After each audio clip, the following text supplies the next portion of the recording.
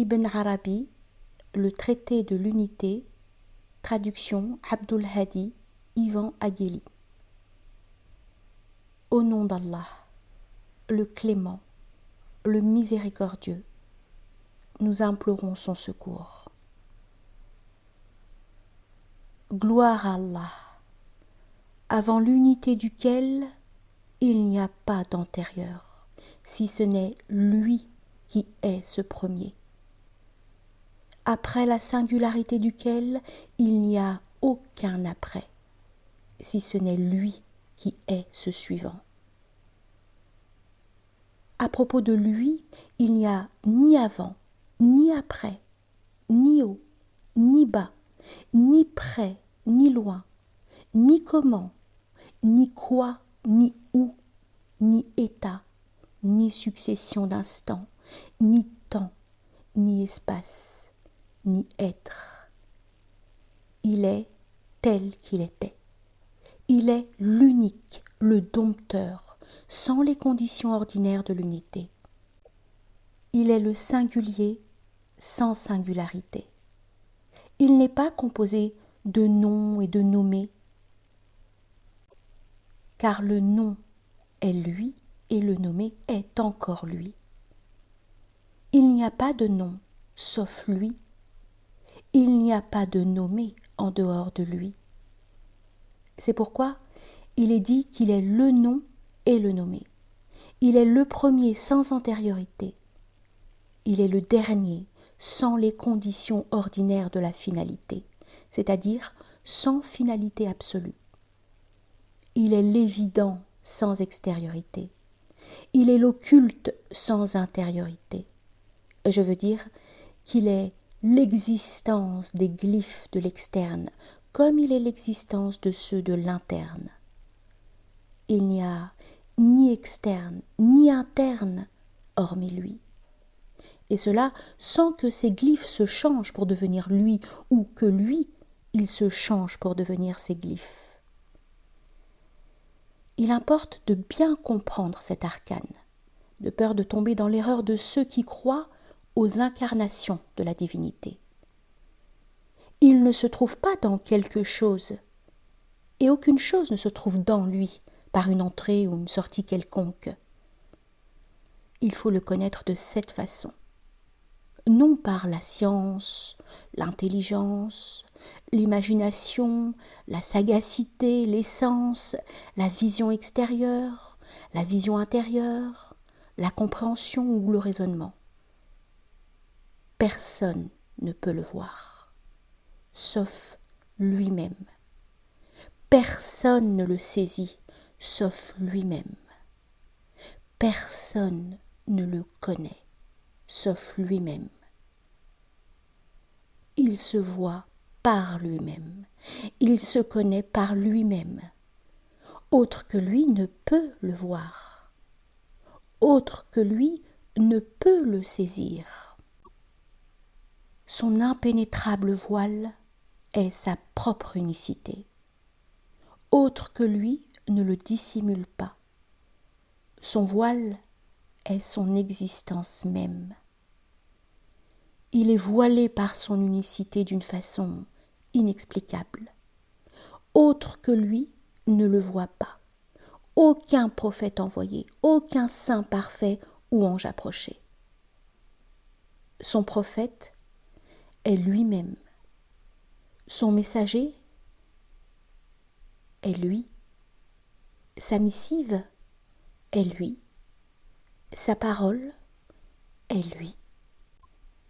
Il a mandé son ipséité par lui-même, de lui-même, vers lui-même, sans aucun intermédiaire ou causalité extérieure que lui-même. Il n'y a aucune disparité de temps, d'espace ou de nature entre celui qui envoie, entre le message et le destinataire de cette missive. Son existence est celle des lettres de la prophétie, pas d'autre. Autre que lui n'a pas d'existence ou de nominalité et ne peut donc s'anéantir, n'ayant jamais existé.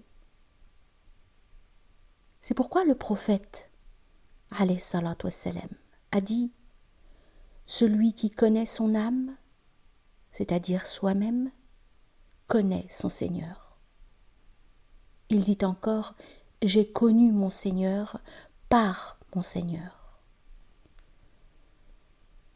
Le prophète d'Allah, alayhi salatu wassalam, a voulu faire comprendre par ces mots que tu n'es pas toi, mais lui et non toi, qu'il ne sort pas de toi et toi tu ne sors pas de lui.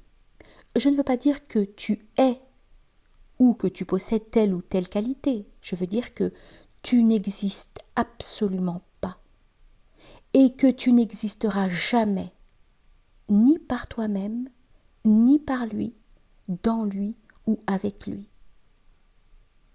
Tu ne peux cesser d'être, car tu n'es pas.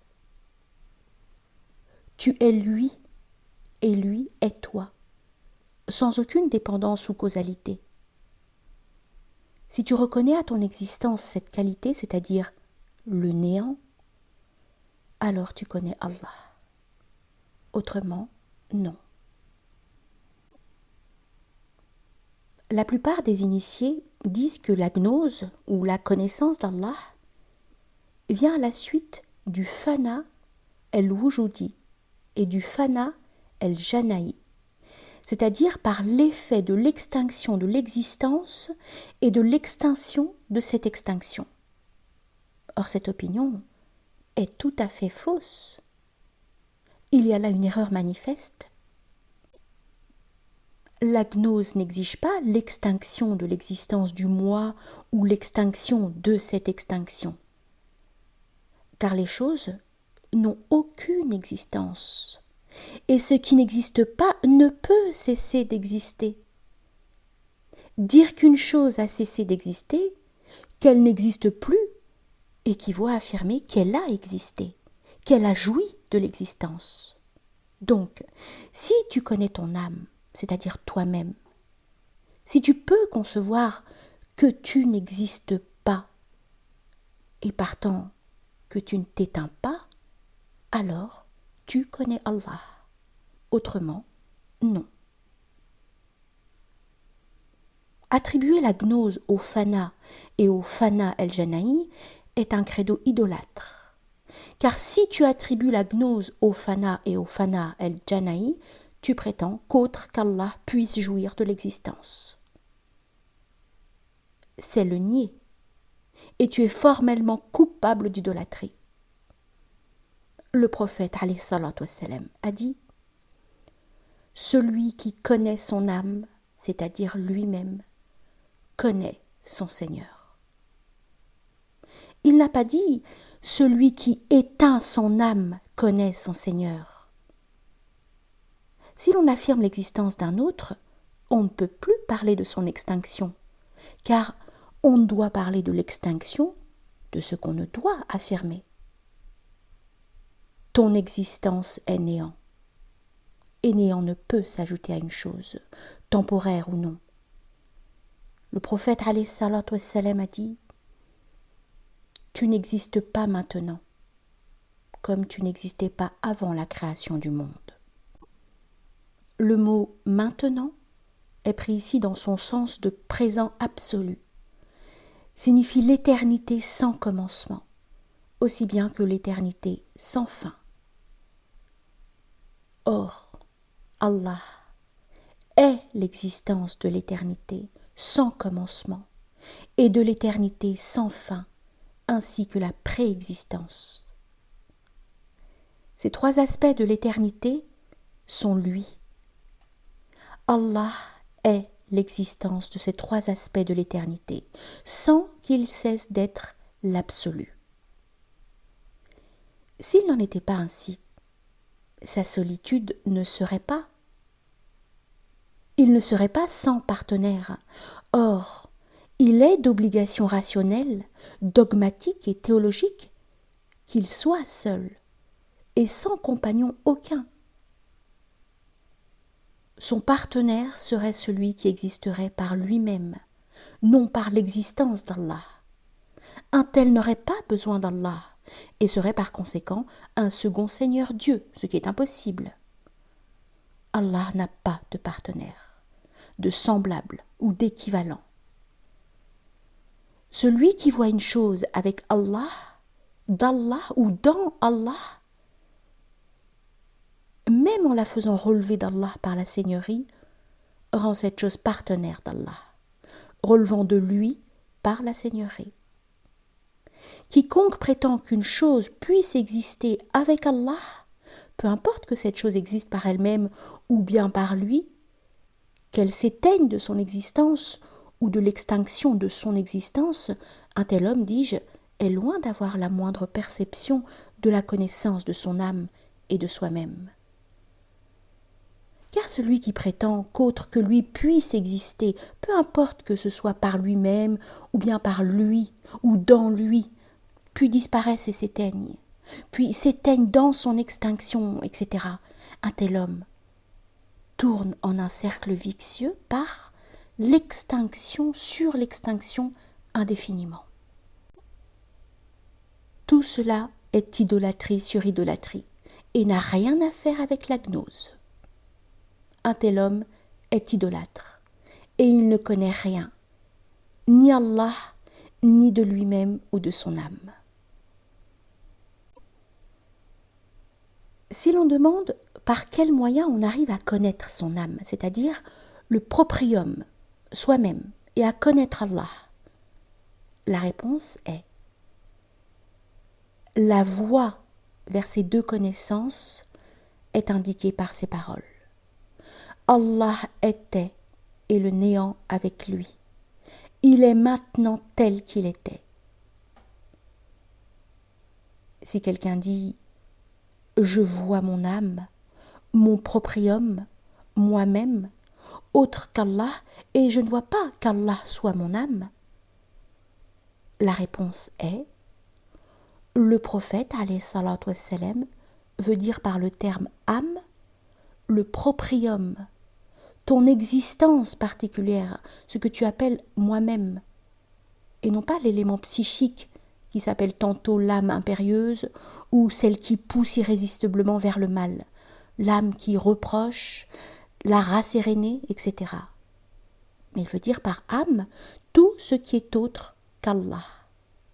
Comme il a dit, fais-moi voir, ô Dieu, les choses telles qu'elles sont, désignant par les choses tout ce qui n'est pas Allah, qu'il soit exalté. Il a voulu dire, fais-moi connaître ce qui n'est pas toi, afin que je sache et afin que je connaisse la vérité sur les choses, si elles sont toi ou bien autres que toi. Sont-elles sans commencement ni fin, ou bien ont-elles été créées et vont-elles disparaître? Alors, Allah lui fit voir que tout ce qui n'est pas lui est l'homme lui-même, et que tout ce qui n'est pas lui n'a aucune existence. Et il vit les choses telles qu'elles sont. Je veux dire qu'il vit qu'elles étaient la quiddité d'Allah, hors du temps, de l'espace et de toute attribution. Le terme « les choses » peut s'appliquer à l'âme comme à n'importe quoi. L'existence de l'âme et celle des choses s'identifient dans l'idée générale des choses. Donc celui qui connaît les choses connaît son âme, son proprium, c'est-à-dire lui-même. Et celui qui se connaît soi-même connaît le Seigneur. Car ce que tu crois être autre qu'Allah n'est pas autre qu'Allah, mais tu ne le sais pas. Tu le vois et tu ne sais pas que tu le vois. Du moment que ce mystère a été dévoilé à tes yeux, que tu n'es pas autre qu'Allah, tu sauras que tu es le but de toi-même, que tu n'as pas besoin de t'anéantir, que tu n'as jamais cessé d'être et que tu ne cesseras jamais d'exister, jamais, comme nous l'avions déjà expliqué. Tous les attributs d'Allah sont tes attributs. Tu verras que ton extérieur est le sien, que ton intérieur est le sien, que ton commencement est le sien et que ta fin est la sienne. Cela incontestablement et sans doute aucun. Tu verras que tes qualités sont les siennes et que ta nature intime est la sienne. Cela sans que tu sois devenu lui ou que lui soit devenu toi, sans transformation, diminution ou augmentation quelle qu'elle soit. Tout périt, sauf sa face, dans l'extérieur et dans l'intérieur. Cela veut dire qu'il n'existe aucun autre que lui, qu'autre que lui n'a aucune existence, mais est fatalement perdu, de sorte qu'il ne reste que sa figure. Autrement dit, rien n'est stable hormis sa figure. Quelques manuscrits ajoutent « Partout où vous vous tournez vers la face de Dieu ». Sourate 2, verset 109. Un exemple. Un homme ignore quelque chose, puis il l'apprend. Ce n'est pas son existence qui s'est éteinte, mais seulement son ignorance. Son existence reste, elle n'a pas été changée comme contre celle d'un autre. L'existence du savant n'est pas venue s'ajouter à l'existence de l'ignorant. Il ne s'agit d'aucun mélange de ces deux existences individuelles. Il n'y a que l'ignorance qui a été enlevée. Ne pense donc pas qu'il est nécessaire d'éteindre ton existence, car alors tu te voiles avec cette même extinction, et tu deviens toi-même, pour ainsi dire, le voile d'Allah. Comme maintenant le voile est autre qu'Allah, il s'ensuit qu'autre que lui puisse le vaincre en repoussant les regards vers lui, ce qui est une erreur et une méprise grave. Nous avons dit plus haut que l'unicité et la singularité sont les voiles d'Allah, pas d'autres.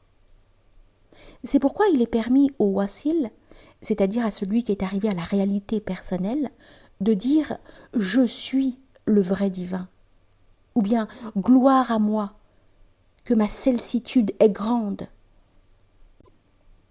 Un tel wasil n'est pas arrivé à un degré aussi sublime sans avoir cru que ses attributs sont les attributs d'Allah et que son être intime est l'être intime d'Allah. Sans aucune transformation d'attributs ou transsubstantiation d'être intime, sans aucune entrée dans Allah ou sortie de lui ou vice-versa. Il voit qu'il ne s'éteint pas dans Allah et qu'il ne persiste pas avec Allah non plus.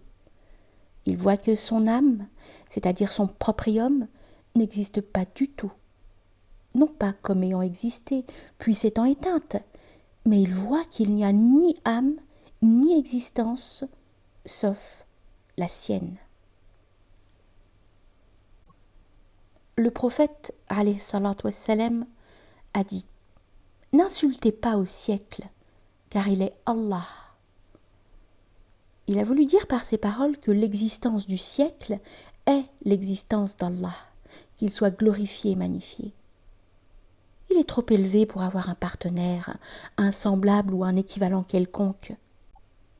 Le prophète, alayhi salatu wassalam, dit dans une tradition qudsi, Allah dit « Mon serviteur, j'étais malade et tu ne m'as pas visité.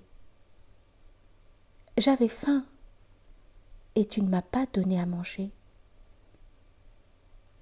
Je t'ai demandé l'aumône et tu l'as refusé. » Il a voulu dire que c'était lui qui était le malade et le mendiant. Comme le malade et le mendiant peuvent être lui, alors toi et toutes les choses de la création, accidents ou substances, peuvent aussi être lui. Quand on découvre l'énigme d'un seul atome, on peut voir le mystère de toute la création, tant intérieure qu'extérieure. Tu verras qu'Allah n'a pas seulement créé toutes choses, mais tu verras encore que dans le monde invisible, aussi bien que dans le monde visible, il n'y a que lui, car ces deux mondes n'ont point d'existence propre. Tu verras qu'il n'est pas seulement leur nom, mais aussi celui qui les nomme, et celui qui est nommé par eux, ainsi que leur existence. Tu verras qu'il n'a pas seulement créé une chose une fois pour toutes, mais tu verras qu'il est tous les jours en l'état de créateur sublime. Par l'expansion et l'occultation de son existence, et de ses attributs en dehors de toute condition intelligible, car il est le premier et le dernier, l'extérieur et l'intérieur. Il paraît dans son unité et se dissimule dans sa singularité. Il est le premier et du dernier, de l'extérieur et de l'intérieur, comme l'existence de ces glyphes est lui. Il est son nom, il est celui qui est nommé, comme son existence est fatale, logique et dogmatique, de même est fatale la non-existence de tout autre que lui. Ce que nous pensons être autre que lui n'est pas, au fond, une bi-existence, car son existence à lui signifie qu'une bi-existence n'existe pas, sans quoi cette bi-existence serait son semblable. Or, autre que lui n'est pas, car il est exempt de ce qu'un autre que lui soit autre que lui. Cet autre est encore lui, sans aucune différence intérieure ou extérieure. Celui qui est ainsi possède des attributs sans nombre, ni fin. Celui qui est ainsi qualifié possède des attributs innombrables, comme celui qui meurt, dans le sens propre du mot, est séparé de tous ses attributs louables ou blâmables.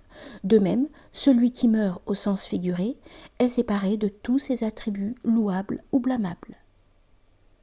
Allah, qu'il soit béni et exalté, est à sa place dans toutes les circonstances.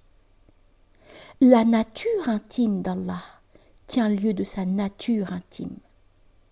Les attributs d'Allah tiennent lieu de ses attributs.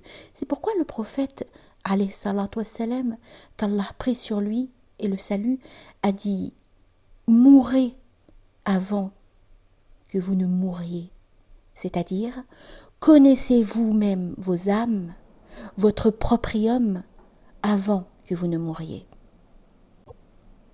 Il a dit encore « Allah dit, mon adorateur ne cesse d'approcher de moi par des œuvres surérogatoires jusqu'à ce que je l'aime. Et lorsque je l'aime, je suis son ouïe, sa vue, sa langue, sa main. » Le prophète alayhi salatu wassalam veut dire celui qui tue son âme, son proprium, c'est-à-dire celui qui se connaît, voit que toute son existence est son existence. Il ne voit aucun changement en sa nature intime ou en ses attributs.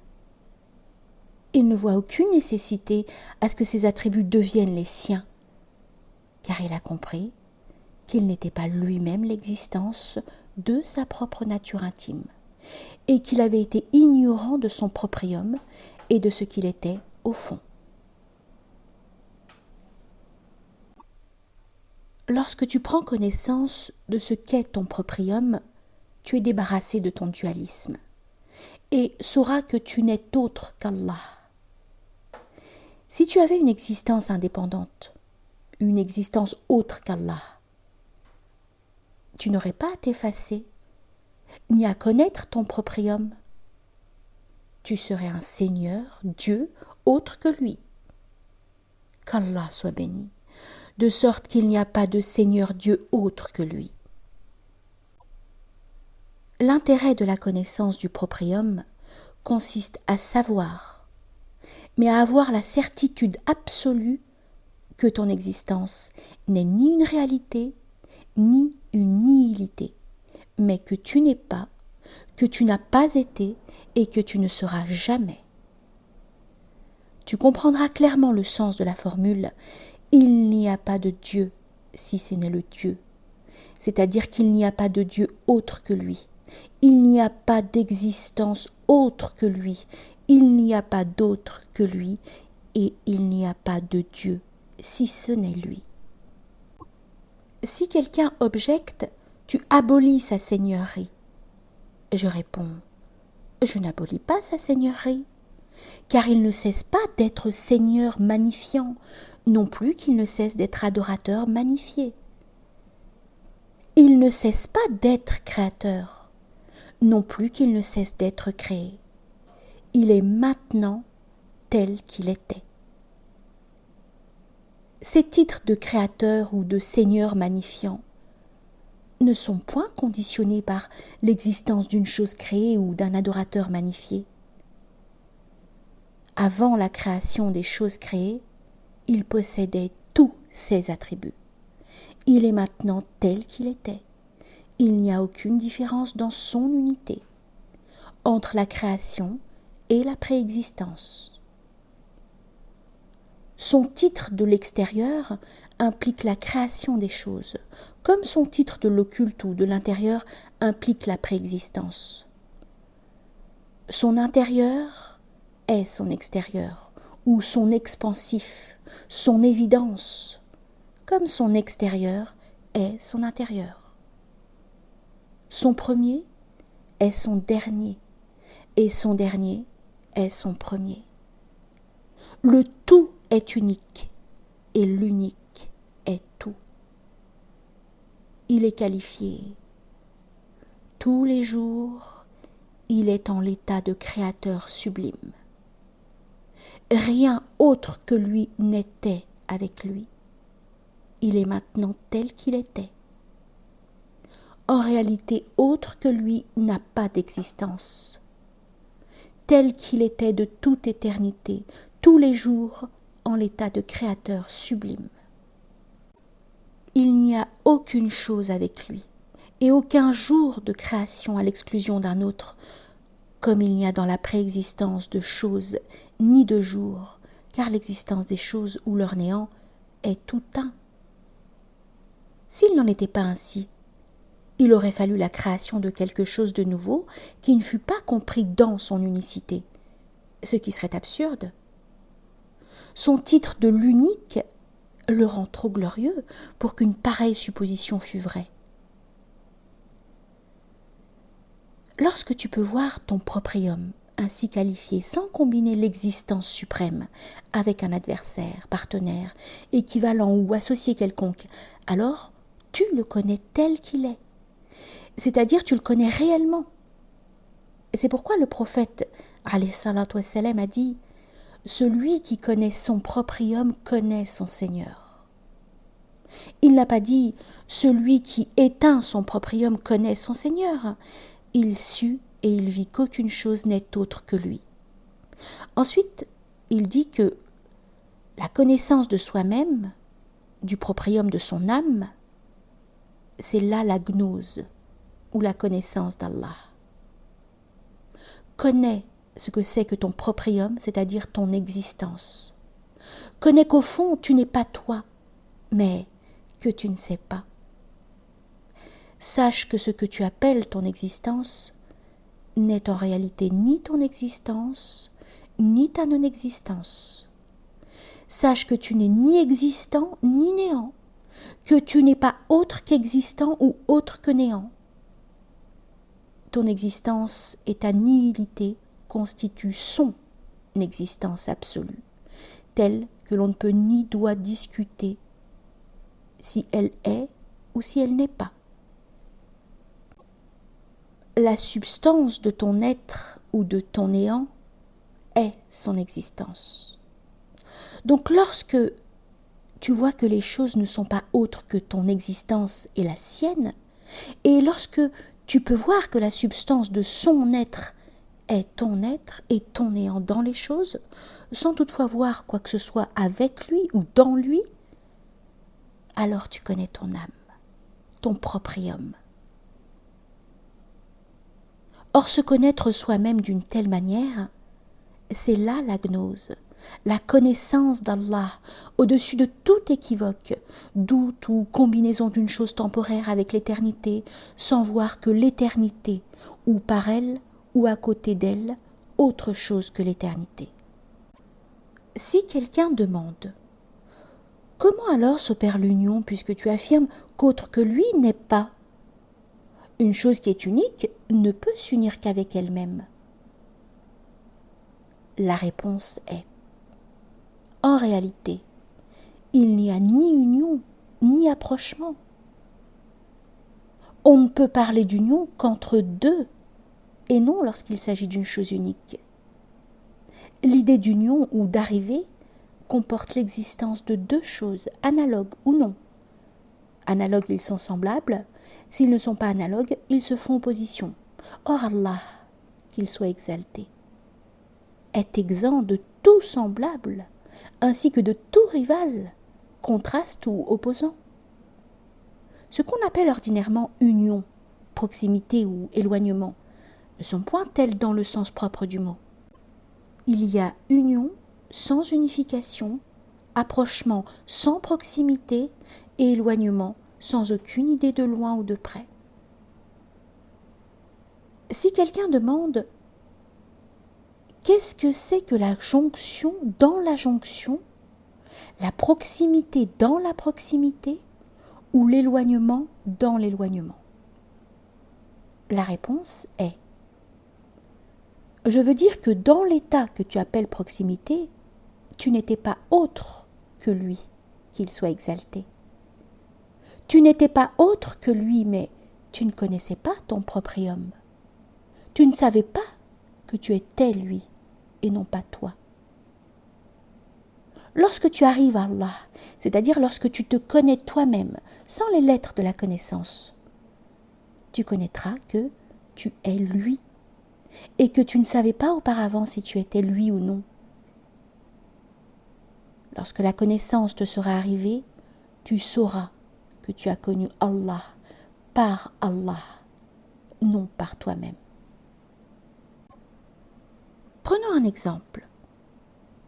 Supposons que tu ne sais pas que ton nom est Mahmoud, ou que tu dois être appelé Mahmoud, car le vrai nom et celui qui le porte sont en réalité identiques.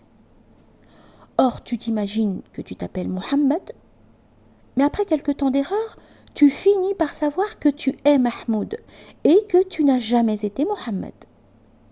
Cependant, ton existence continue comme par le passé, mais le nom Mohammed est enlevé de toi. Cela est arrivé parce que tu as su que tu es Mahmoud et que tu n'as jamais été Mohammed. Tu n'as pas cessé d'être Mohammed par une extinction de toi-même, car cesser d'exister suppose l'affirmation d'une existence antérieure.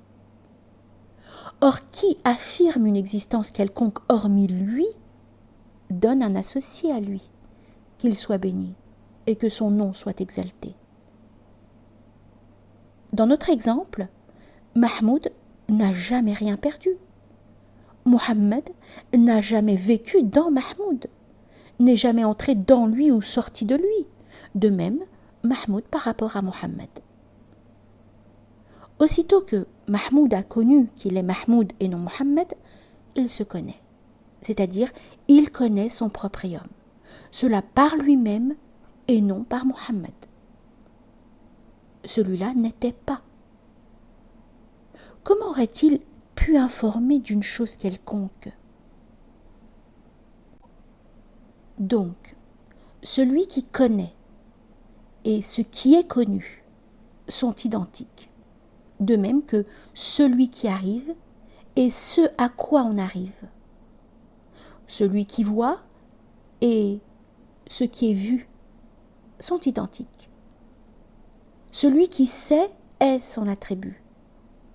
Ce qui est su est sa substance ou nature intime. Celui qui arrive est son attribut. Ce à quoi on arrive est sa substance. Or, la qualité et ce qui la possède sont identiques. Telle est l'explication de la formule « Celui qui connaît, connaît son Seigneur ». Qui saisit le sens de cette similitude comprend qu'il n'y a ni union, jonction ou arrivée, ni séparation. Il comprend que celui qui sait est lui, et que ce qui est su est encore lui. Celui qui voit est lui, ce qui est vu est encore lui. Celui qui arrive est lui, ce à quoi on arrive dans l'union est encore lui. Aucun autre que lui ne peut se joindre à lui ou arriver à lui. Aucun autre que lui ne se sépare de lui. Quiconque peut comprendre cela est tout à fait exempt de la grande idolâtrie. La plupart des initiés qui croient connaître leur proprium, ainsi que leur Seigneur, et qui s'imaginent échapper aux liens de l'existence, disent que la voie n'est pas praticable. La voie n'est praticable ou même visible que par l'extinction de l'existence, et par l'extinction de cette extinction. Ils ne dogmatisent ainsi que parce qu'ils n'ont point compris la parole du prophète, alayhi salatu wassalam. Comme ils ont voulu remédier à l'idolâtrie qui résulte de la contradiction, ils ont parlé tantôt de l'extinction, c'est-à-dire celle de l'existence, tantôt de l'extinction de cette extinction, et tantôt de l'effacement, et tantôt de la disparition. Mais toutes ces explications reviennent à l'idolâtrie pure et simple, car quiconque avance qu'il existe quoi que ce soit autre que lui, laquelle chose s'éteint par la suite, ou bien parle de l'extinction de cette chose, un tel homme, disons-nous, se rend coupable d'idolâtrie par son affirmation de l'existence présente ou passée d'un autre que lui. Qu'Allah, que son nom soit exalté, les conduise et nous aussi dans le vrai chemin.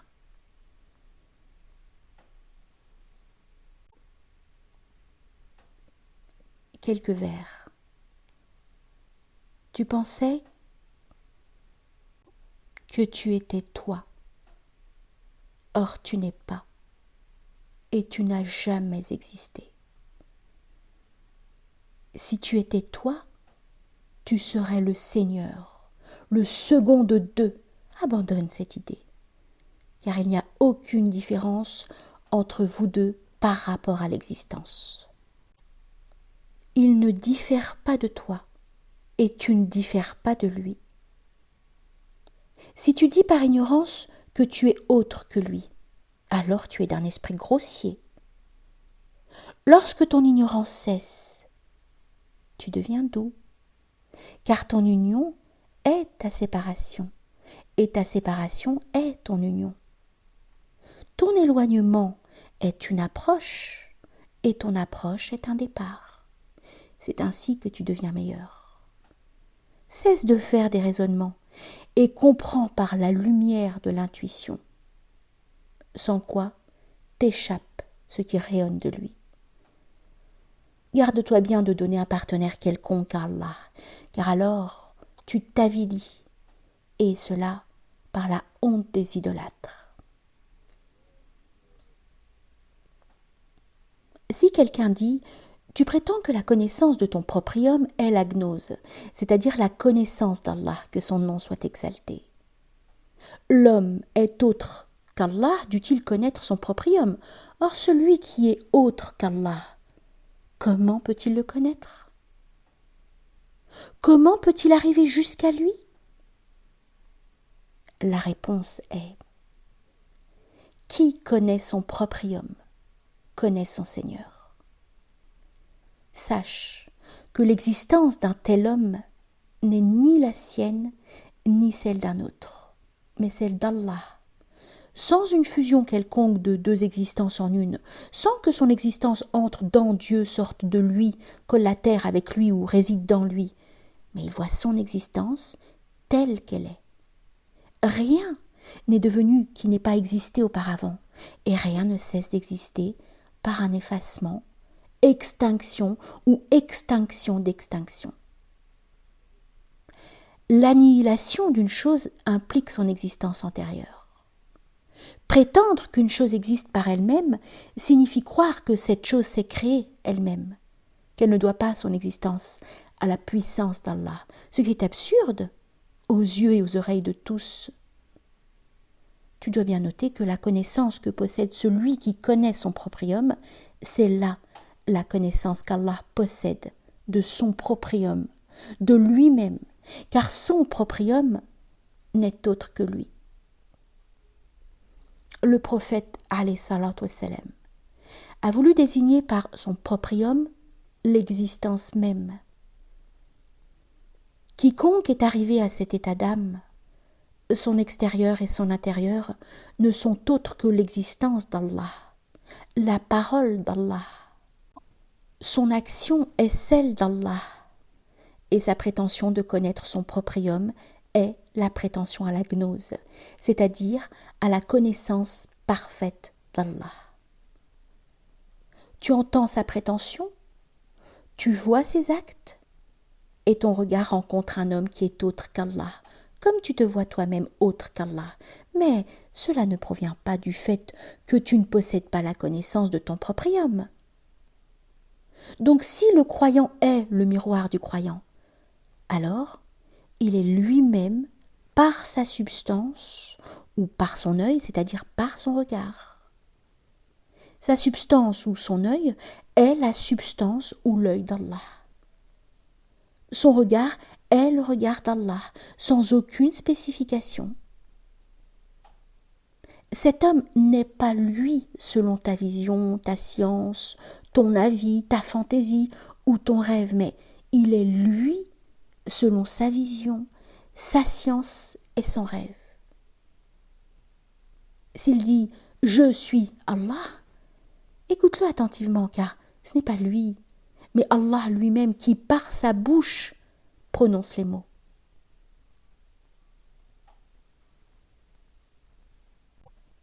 Je suis Allah, mais tu n'es pas arrivé au même degré de ce développement mental que lui. Si tel était le cas, tu comprendrais sa parole. Tu dirais comme lui, et tu verrais ce qu'il voit. Résumons. L'existence des choses est son existence, sans que les choses soient. Ne te laisse pas égarer par la subtilité ou l'ambiguïté des mots, de sorte que tu t'imagines qu'Allah soit créé. Un certain initié a dit « Le soufi est éternel ». Mais il n'a parlé ainsi que depuis que tous les mystères lui ont été dévoilés et que tous les doutes ou superstitions ont été dispersés. Cependant, cette immense pensée ne peut convenir qu'à celui dont l'âme est plus vaste que les deux mondes. Quant à celui dont l'âme n'est aussi grande que les deux mondes, elle ne lui convient pas. Car en vérité, cette pensée est plus grande que le monde sensible et le monde hypersensible, tous les deux pris ensemble. Enfin, sache que celui qui voit est ce qui est vu, que celui qui fait exister est ce qui existe, que celui qui connaît est ce qui est connu, que celui qui crée est ce qui est créé, que celui qui atteint par la compréhension et ce qui est compris sont tous le même.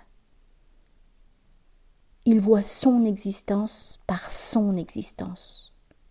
Il la connaît par elle-même et il l'atteint par elle-même, sans aucune spécification, en dehors des conditions ou formes ordinaires de la compréhension, de la vision ou du savoir.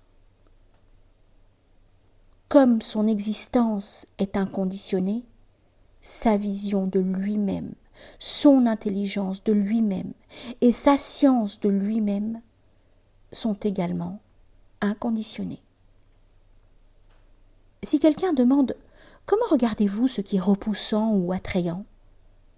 Si tu vois par exemple une saleté ou une charogne, est-ce que tu dis que c'est Allah ?